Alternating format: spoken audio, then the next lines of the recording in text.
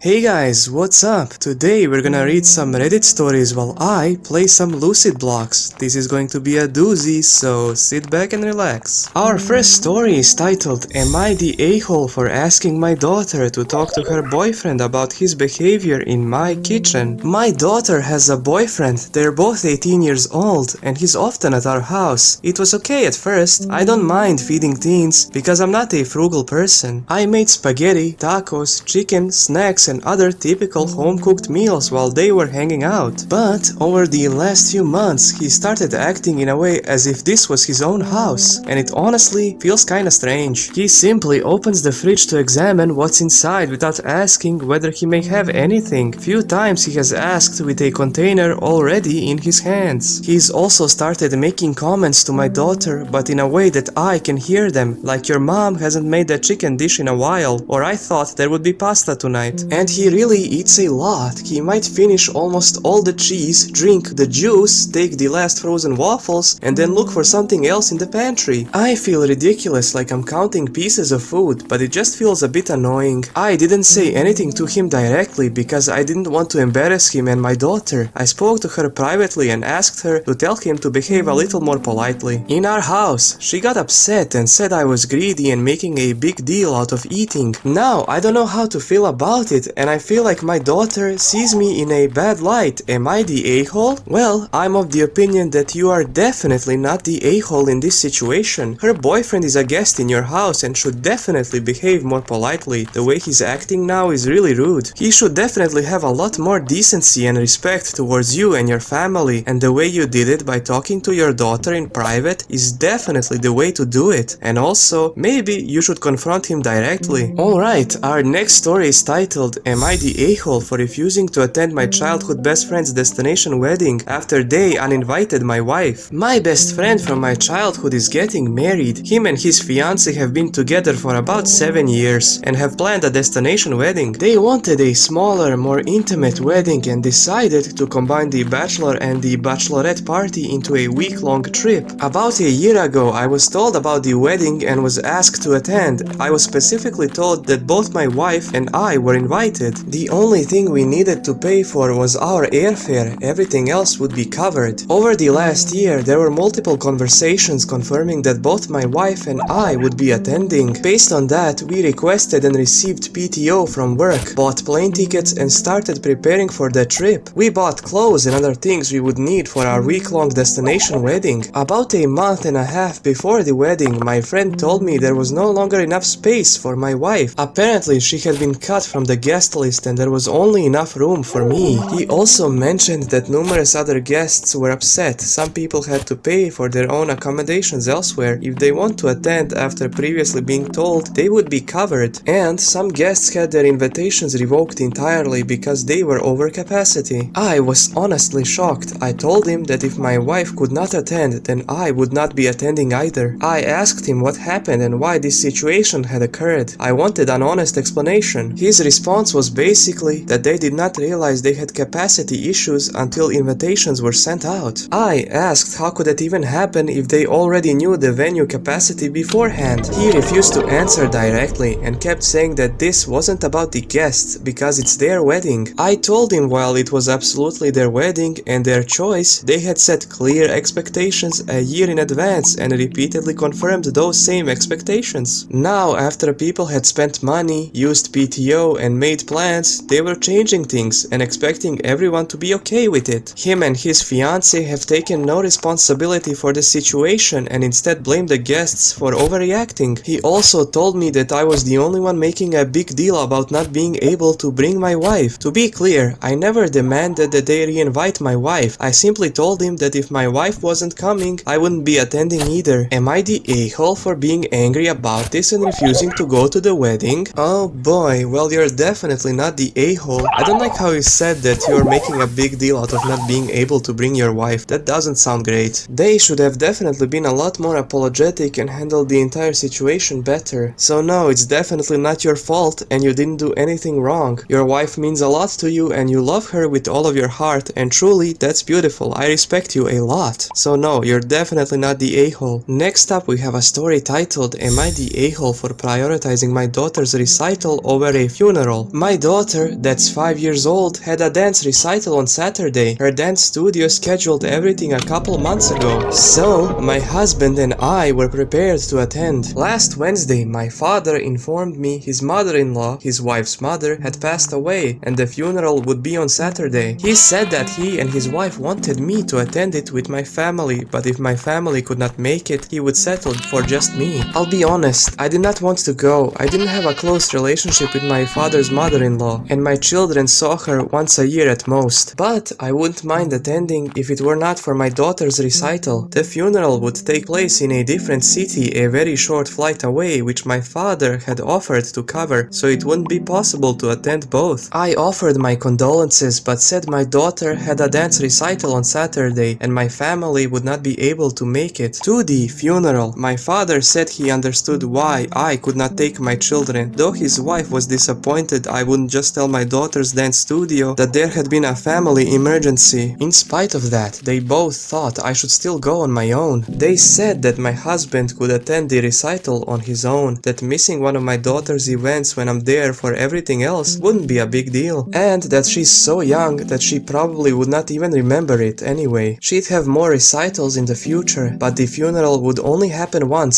so I stood my ground. Saturday came. I attended my daughter's dance recital. Both my father and his wife were radio silent all day, and I chose not to bother them. My father finally called me yesterday, and we had an argument. He said his wife was inconsolable because her mother loved me and my children, and it broke her heart. We were not there to say our goodbyes. He also said he was disappointed how dismissive I'd been of his wife and her family, and he could not believe I'd refused to make such a small sacrifice for someone who would drop everything to do the same for me. I continued to stand by what I did. I understand her passing was sudden and the funeral was rushed, but I had made a commitment to my daughter and I wanted to honor it. My father said she should be old enough to understand that her mom had something more important to do. So, am I the a-hole? Wow, that's really a complex story. Well, first of all, I'm of the opinion that you're not the a-hole in this situation. I understand that it's very nuanced, and I'm of the opinion that loyalty to your own children comes first. But yeah, that's just my 2 cents. I understand that your husband could have attended on his own, but in your shoes, I would have honestly done the same thing as you, since for me, my daughter would be the most important person in the world. So yeah, that's pretty much everything I have to say about this topic. Alright, our next story is titled, Am I the a-hole? I snapped at my boyfriend for reading Google AI answers to me. I was driving and we were talking and I asked my boyfriend to look up a number and he gave it. Then I asked him to look up another number and he said how interesting, this is the same number. Then I asked, are you reading the Google AI answers without looking up the real data? He said everyone does. Then I snapped and said, don't read that to me. This is the thing we had a discussion about before. I hate Google AI. It's often wrong. It disseminates nonsense data, and once information goes into the brain, it can't go out, and before you know it, it's just another fact in your brain, and you're a dumb clown navigating the world with hallucinated fake knowledge. I said to him, I beg you, don't read it, just ignore it, just please ignore it. I begged him, and then I snapped, don't read it to me. Then he yelled for 10 minutes that it was aggressive, that I can't tell him what to do, that everyone reads it, that I'm going to lose all my friends if I behave like this, that I single-handedly ruined the entire night together. Don't think I've ever seen him freak out so much. And he went the look what you're making me into route.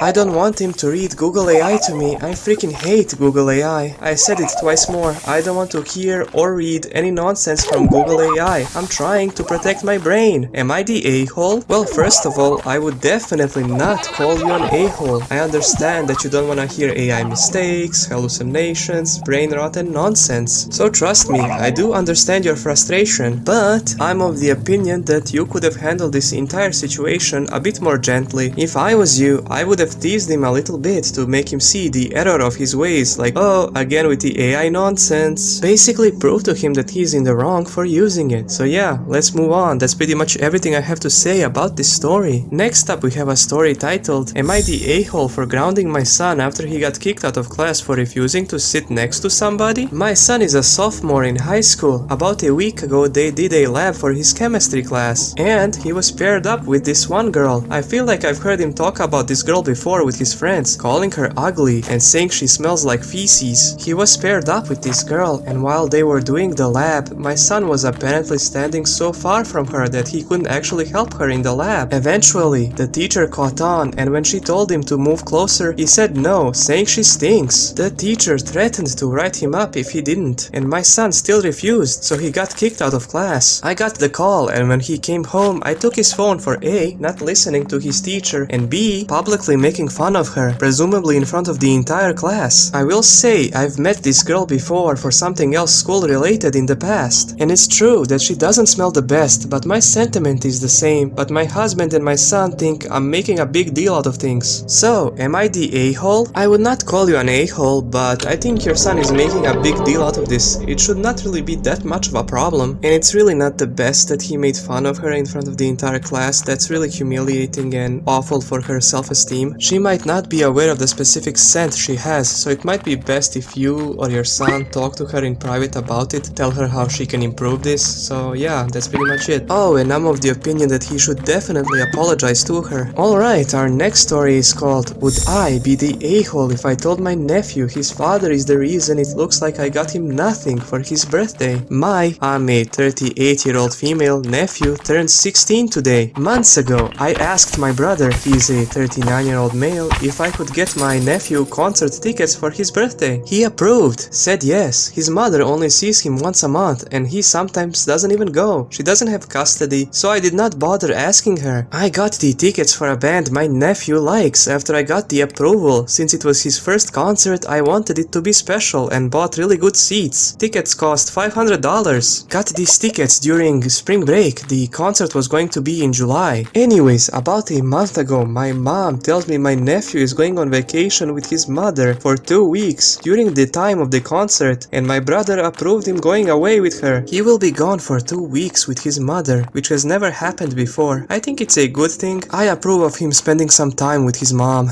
But my brother approved me taking him to the concert before his mom was even asked about taking him on vacation. This system will not let me resell the tickets. I didn't get the insurance because I didn't think I'd need it. And now I'm out of $500 because of this. I cannot resell and I don't want to go to this concert since it's a band my nephew likes and not me. Also, I'm not made of money, so I haven't been able to get my nephew anything else for his birthday. I simply cannot afford it now. I always go all out for my nephew. When I see him today and only hand him a little cash, I know he's going to be disappointed. Would I be the a-hole if I told him about the concert situation? I don't want him to get upset, but I also want him to know that I do care about his birthday, but his dad really messed this up for me. I don't think you would be the a-hole in this situation for telling the truth. You really had good intentions and you did nothing wrong. So what you should do is tell the entire truth to your nephew. I think that's the correct thing to do in this situation. And there's absolutely no need to sugarcoat it.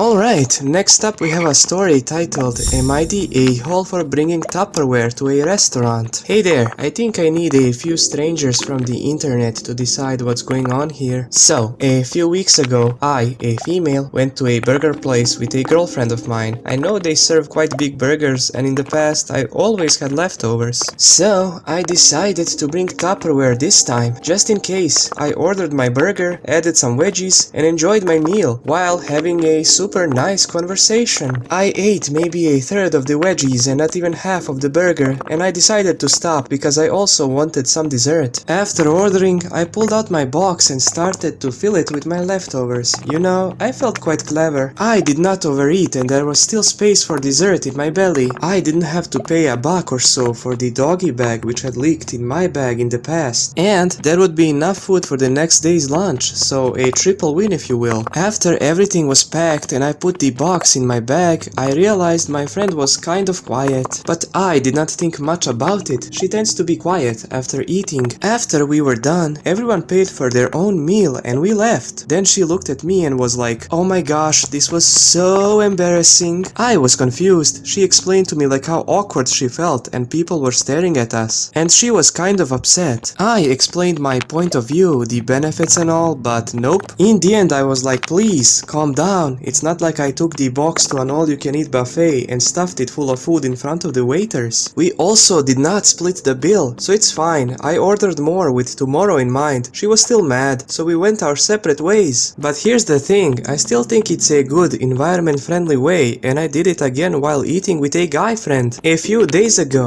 he was like, "Whoa, that's neat," and even gave me some of his onion rings. So, dear strangers of the internet, am I the a-hole or not? Should I have communicated before pulling out my box? Should I have asked the waiter, which hadn't said anything at all? Or should I just buy the leftover box from the restaurant next time? I absolutely do not know, so please share your thoughts with me.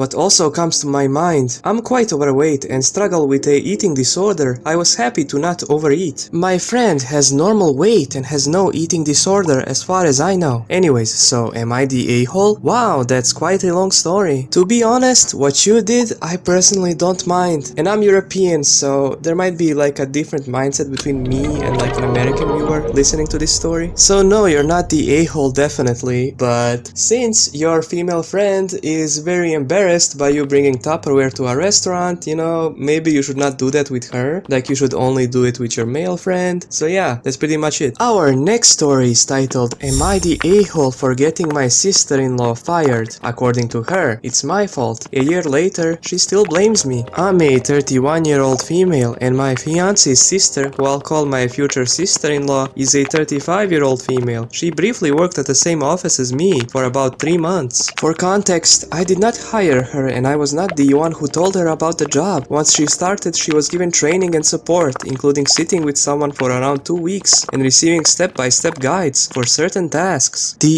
issue is that she repeatedly made mistakes and became defensive when anyone tried to correct them. This included sending out incorrectly formatted documents, not checking her work properly, missing information, sending emails with issues, and generally creating extra work for other people who had to then fix things. There were also uncomfortable interpersonal moments. She often pushed back when given feedback, and there were times when her tone came across as dismissive or aggressive. One incident happened when our boss asked her to correct wording in a document. She argued that she did not make it up and suggested someone else could fix it later. Our boss told her that wasn't the point and that things needed to go out correctly the first time. The situation escalated and she stormed out for a few minutes. Another incident happened when she asked me for help on a task she had already asked about several times. I tried to explain where she could look and what she should check, but at one point she asked if something on her screen was correct. I could not see her screen, so I said, "I don't know." She then said something like, "So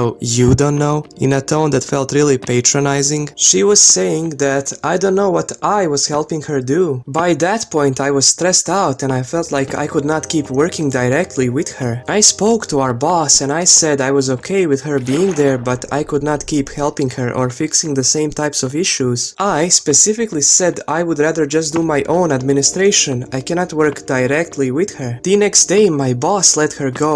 I was not present for that conversation and I did not tell him to fire her. Since then she has blamed me for losing the job. She has also told people that I got her fired, that I had an issue with her and that I did not like her and I sabotaged her, and that I spoke to her badly, like an idiot. A year later, she still says things like people don't know what went on in that office, and that I am not the person I portray myself to be. From my side, I feel like her work issues and behavior were already visible to management, and I only raised how it was affecting me, but I also understand that my conversation with our boss may have contributed to the final decision, even if I did not directly ask for her to be fired. This has now caused some ongoing drama in my fiance's family because she still seems to believe I had some sort of agenda against her. So, am I the a-hole for speaking to my boss about not wanting to work directly with my future sister-in-law? Well, no, you're definitely not the a-hole in this situation. Like you yourself said, management was aware of her behavior. She pretty much brought this entire situation upon herself, with her often making mistakes, being rude and dismissive, also aggressive, so no, none of this is your fault. She would have most likely gotten fired anyways regardless. Alright, our next story is titled, "Am I the a-hole for treating my dad like a child?" After years of him refusing to do anything around the farm, I, a 22-year-old female, live on a farm with my parents. My father, who is 58 years old, has always been very traditional, meaning he had very traditional views on gender roles. He firmly believes men should be the providers and women should stay at home, clean the house, cook and take care of the family. The problem is that my dad never actually earned enough money to support our family on a single income. Because of that, my mom had to work full time, while also doing most of the cooking, cleaning, and raising the kids. On top of that, my father is honestly one of the laziest people I have ever met. My brother is in the army and lives away from home, and my sister is a nurse who works long hours. I'm the only one who still lives at home, so over the years I've tried to take some pressure off of my mom. The issue is that whenever something needs doing around the property, my dad will say, "Yeah, I'll do it," and then, guess what? He doesn't do it. Days turn into weeks, weeks turn into months. Eventually, I'll get frustrated and we'll have a massive argument. Then, and only then, will he suddenly decide to start the job. He'll go down to the local hardware store, put on a big performance about being a farmer, fixing things, and then spend a bunch of money on stuff we don't need, and come home with even more junk. He's a huge hoarder and constantly buy things he has no use for. Then the job gets done halfway. Most of the time, I end up having to go back over it to fix it. And honestly, the hardest part of repairing anything on our property isn't the actual repair, it's undoing whatever damage my dad already did. Because of this, I've spent years teaching myself how to fix fences, do plumbing, rewire electrical gates, service a tractor, spray weeds, and use a chainsaw and handle a bunch of general maintenance jobs, as well as the smaller household repairs like changing light fittings, door handles, etc. Lately, I've stopped asking him to do things because I know it won't happen. I'll either do it myself or pay someone who actually knows what they're doing. My father says I treat him like a child and don't respect him. He says I undermine him and make him feel useless. He's even gone as far as saying my attitude is one of the reasons his marriage to my mother is failing. From my perspective, I'm just exhausted after 22 years of hearing I'll do it later and then either doing it myself or fixing his mistakes afterwards. So, am I the a-hole? Whoa, most definitely you're not the a-hole in this situation. I've been in a similar situation to you, so I know how it feels. My honest opinion is if he doesn't want to be treated that way, he should definitely pull himself by the bootstraps and do something about it. Since, right now, he is as useful as a square wheel.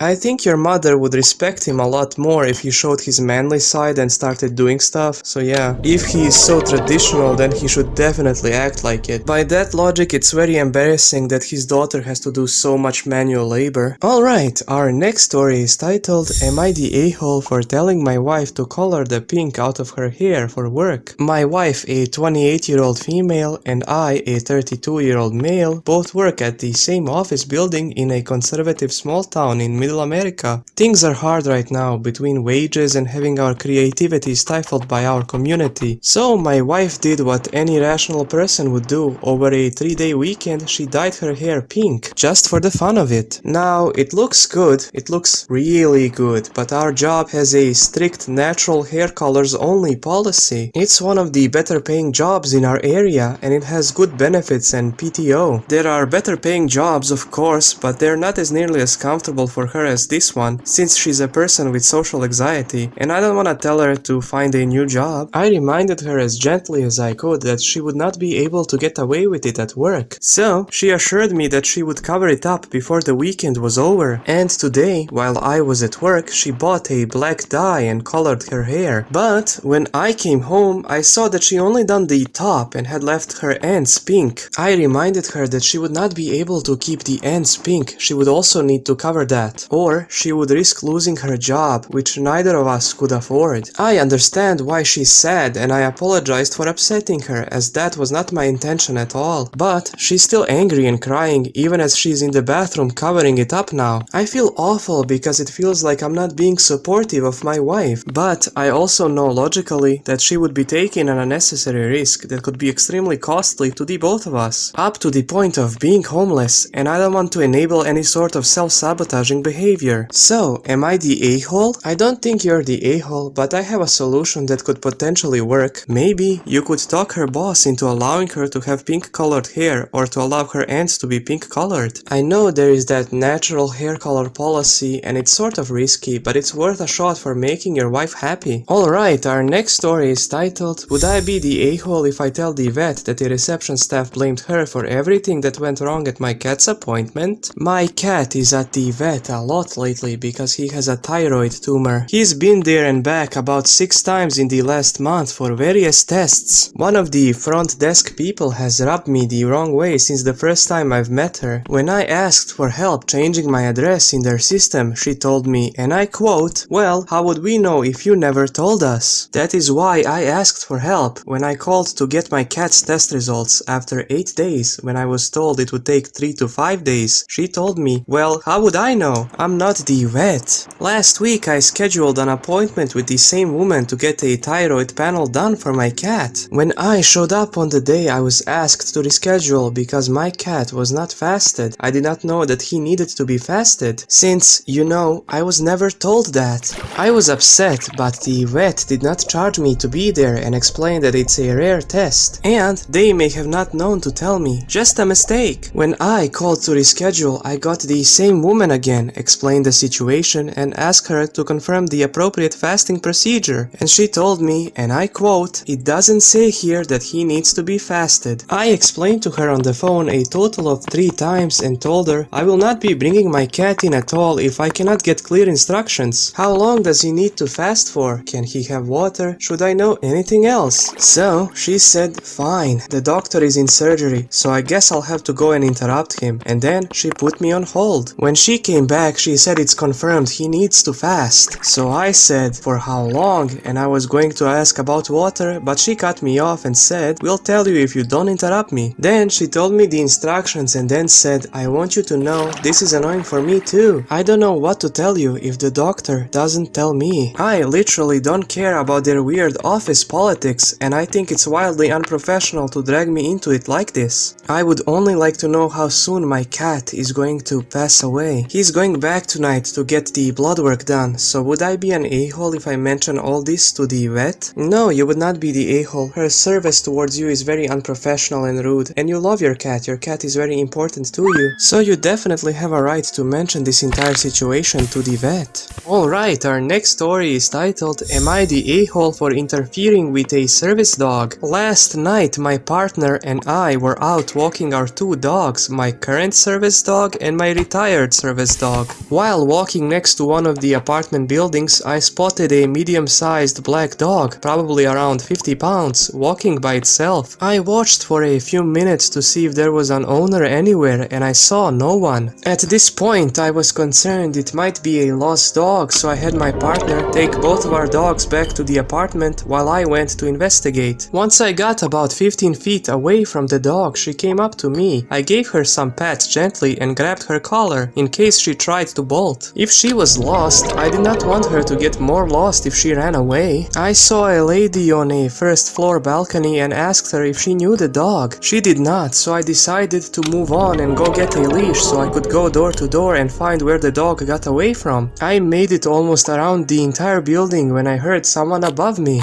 It was a lady and what looked to be her teenage son. She yelled down to me and told me that the dog was theirs. It's service trained, she said, and she said that the dog was fine. That's when I heard a whistle and noticed who I assume was the father of the family coming down the stairs. I let the dog go so I could run home. Then the guy started asking me a bunch of questions, never coming down past the second floor. Him, did she come up to you? Me, yes. Him, did you approach her? Me, yeah, because she was alone. And I did not see anyone around, so I assumed she was lost. Him, she only approached you because you approached her. Do you even live around here? Me, yes, I live in the building next door. At this point, he told me I was weird for approaching the dog and that if I saw her again, she's fine, she's trained to come back. I told him it's not fine because there is a leash law. I heard him mutter something, but I was walking away at this point. I unfortunately overthink a lot and can't help but feel like I should have just left the dog alone. But if it was lost, I could not live with myself knowing I have just left it out there for God knows what to happen to it. Also, as a service dog handler myself, I would never let my dog go down 3 floors by itself to use the restroom because 1. There is a leash law. Service dogs can be off leash only if it interferes with a task, and going potty doesn't count as a task. 2. They're still a dog and can make mistakes. If they're off the leash, you open up that risk. And 3. By doing this, they are not picking up after the dog and the apartment is now surrounded by poop, which is also illegal to not pick up after your dog. So, am I the a-hole? No, you're definitely not the a-hole. You only wish to help. You only thought that the dog was lost lost and you wanted to return the dog to its owner. And you handled service dogs before, so you definitely know what you're doing. So no, you did not do anything wrong at all. And service dogs can be pretty dangerous, so you definitely did the right thing. Alright, our next story is called Am I the a-hole for refusing a name for my baby that everyone loves but I don't? I, a 27-year-old female, and my husband, a 28-year-old male, are expecting our first child in the fall. It's a girl. We're both really stoked and have wanted to have kids for a long time now. Ever since we decided to start planning on having children, my husband has been using a joke placeholder name for our baby. He is second generation Irish and has been calling our baby Sayobhan. Sayobhan? I hope I said that correctly. He likes that it's traditional Irish, and don't get me wrong, it's a really pretty name, but my major hangup is we live in the US. We were both born and raised in the US, and the US is known to be kinda garbage at pronouncing traditional Irish names right. On the first try anyway, I do not want to send my daughter to 12 plus years of public education and have teachers, substitutes and fellow students unable to say her name right on the first try. My name is a pretty standard name here, but it's spelled differently because my dear sweet mother wanted me to be unique. But all I got was grief for it. Kids can be mean, and I don't want my kid to have a name that might get her bullied or cause her teachers to mispronounce it. And you know what the problem is? Everyone is telling me that I totally need to use the name Sayobhan. My own parents say it, that it's a pretty and unique name. Again with that word, unique, mom. My aunt and cousins are saying, well, that's what you call her anyway. My husband does, but I don't. And my husband's family gush over it too. I've told everyone it's not what I want to go with, but it's like talking to a brick wall. My husband has cut down on calling the baby Sayobhan since he knows it's not what I want and that it bugs me. He's told them that it was really just a joke name and he kept using it just to tease me. We have a very playful teasing type relationship. I've given as good as I've gotten in that respect. He said multiple times it's not what we're actually going with, but things are starting to get out of hand. My mom and sister have already tried getting blankets with the name Sayobhan ordered for the baby. They only failed because they called me to confirm the spelling and I shut it down hard. Now they're pissed because I still cannot make up my mind on what I actually want to name my daughter, and I'm just a mess. I'm pregnant, my head hurts, and I don't know. Am I just making a big deal over nothing? Should I just name the baby Sayobhan and get it over with? Or is this worth putting my foot down on? Am I the a-hole if I don't name my baby Sayobhan? No, you're not the a-hole. It's quite a unique name that most American people are not used to. You have a pretty unique name yourself, so you have experience with being teased as a child or your teachers mispronouncing it, you know, like you said. And it's your daughter. You and your husband should decide what to name your daughter. Pretty much no one else should have a say in that, but that's just my opinion.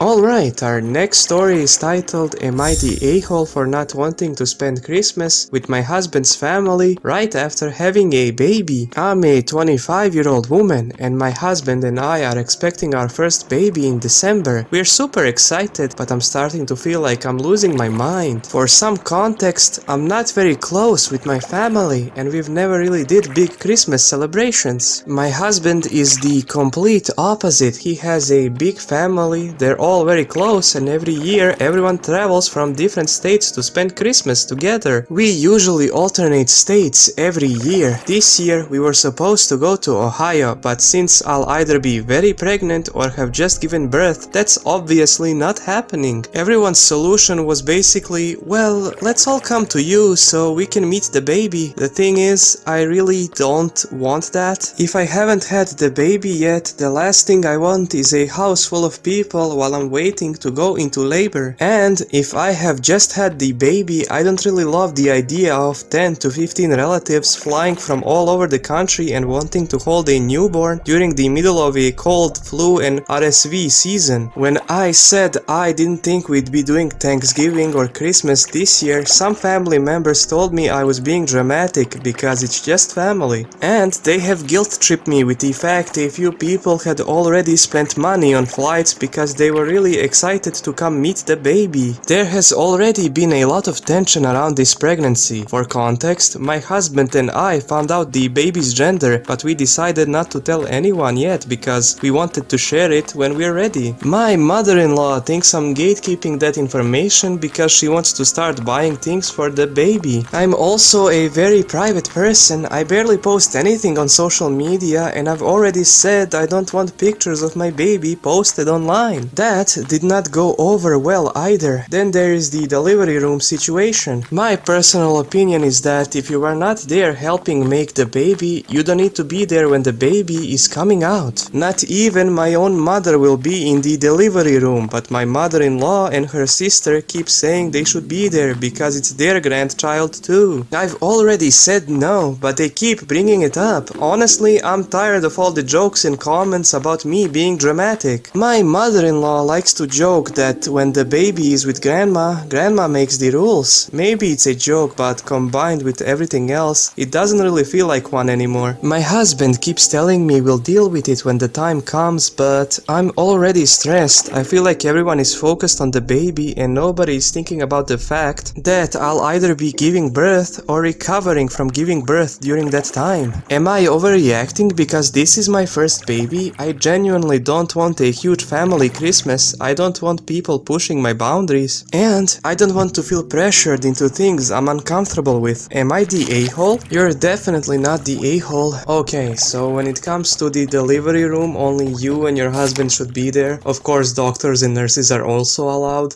And when it comes to your personal home, if you're just about to give birth or you have given birth, you're allowed to calm down and relax. It's a stressful situation. So, you deserve privacy. Yeah, that's pretty much it. Basically rest your mind, body and soul in the silence. Alright, our next story is titled, Am I the a-hole for doxing my family? Hey Reddit, I'm here as an anon for obvious reasons. Everything started with my family adopting a dog off the street. This dog was well behaved, clean and well fed when they got it. My sister-in-law claimed that when she saw it, it was abandoned. No way to prove this though. Fast forward to a couple of weeks later, posters of a missing dog started to appear everywhere around our neighborhood. Yes, that one. It was clearly that one. They started hiding it even from others, not letting it go on walks or anything so no one would see it. They hid it. Everyone around them started noticing and told them to give it back. Even her mom. Yes, they knew it was the same one, but they had grown fond of it. I hoped they'd come to their senses and give this 5-year-old back to its owners, but it didn't seem like it. To be honest, as a dog owner, it was painful to see their reaction and stubbornness and even rudeness to the advice of other people. So, I ended up reaching out to the guy whose phone number was on the poster and told him what he needed to know. The guy arrived and they pretended they did not know anything about it, and then the guy went to the police instead to file a report on the dog being stolen. They had to end up confessing and giving back the dog. They got their own dog now, but they won't stop talking about the previous dog. I did the right thing, but I feel bad. I guess I did not get any money from it, by the way. So, am I the a-hole for exposing personal information out of doing what I thought was right? No, you're definitely not the a-hole in this situation. You did the morally correct thing to do. It was not their dog and they pretty much stole it, so you should not feel bad for contacting the real owner. I know you feel bad and kind of guilty, but trust me, you did the right thing.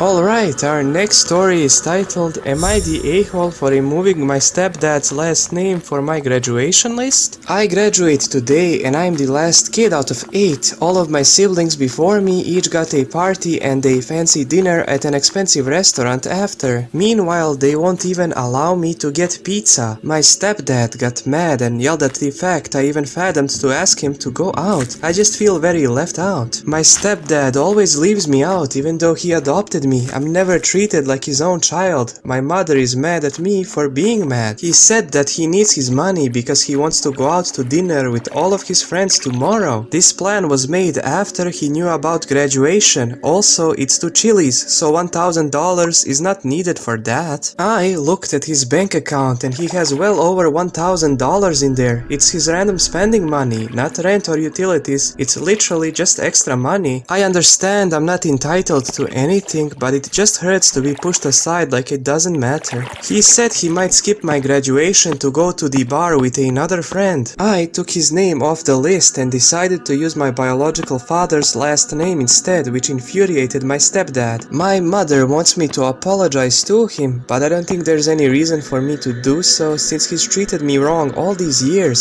Am I the a-hole or am I right for removing him? Well, you're definitely right for removing him since he adopted you, yet he doesn't treat you like his own child. That's very cruel. I don't think you should apologize for what you have done, but you should definitely talk to your mom and tell her how he truly treats you. Alright, our last story is titled, Am I the a-hole for reporting a hookup to my gym for using my guest pass without me? I, a 28-year-old male, posted a few weeks ago looking for a casual friend with benefits. Met Brittany. We hit it off, hooked up a couple of times. Casual? Fine, whatever. On our second meetup, she mentioned wanting to try my gym. Fancy private club, $200 a month. Has a pool. I gave her a guest pass for the day, figured we'd work out together, then grab food after. She came, we used the pool, worked out, all good. That was 3 weeks ago. I found out from the front desk that she's been coming back using my guest pass. Apparently, she took a photo of it and has been showing the screenshot at check-in. She's been there 4 times without me. I told the front desk she's not my guest and they deactivated the pass. She texted me furiously saying I embarrassed her, that she was considering joining and was just testing it out and that I cost her a potential membership discount because now they flagged her account. She's demanding I apologize and make it right by sponsoring her actual membership, $100